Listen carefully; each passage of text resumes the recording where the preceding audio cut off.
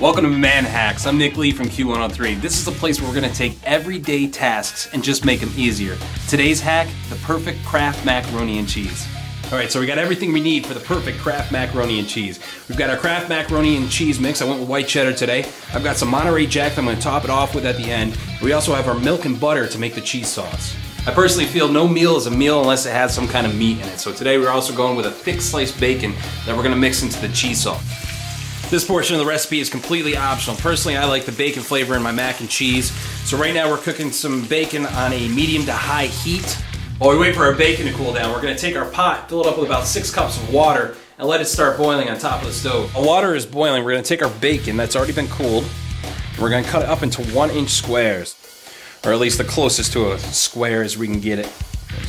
Alright, we've got everything we need for the cheese sauce. We've got 4 tablespoons of butter, 1/4 cup of milk, and 1 packet of Kraft macaroni and cheese powdered mix. Alright, first what we're going to want to do is take our 4 tablespoons of butter and drop that right into the pan. And we have it on a very low heat, just enough to melt the butter. Make sure not to burn it.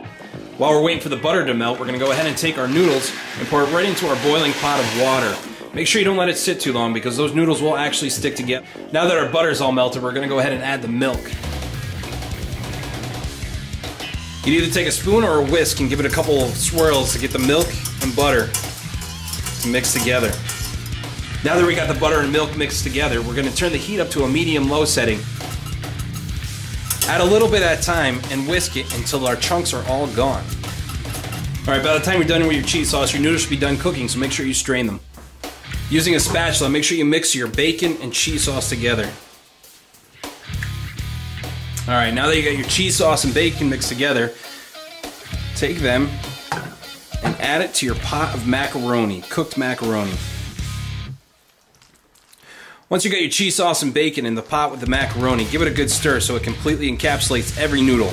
Alright, so right now you've got enough dishes to do, so we're going to grab a paper plate and take a little spatula and take our mac and cheese and put it on a plate. For added flavor, we're going to add some Monterey Jack cheese, which will go great with the white cheddar. And we save some bacon with a little bit of garnish on the end. Alright, there we have it, the perfect Kraft macaroni and cheese. Also, on a side note, I bought my Monterey Jack cheese pre-shredded. Believe it or not, it saves time and also is cheaper than the block of cheese. So good, even your Aunt Carol will love it. It's delicious.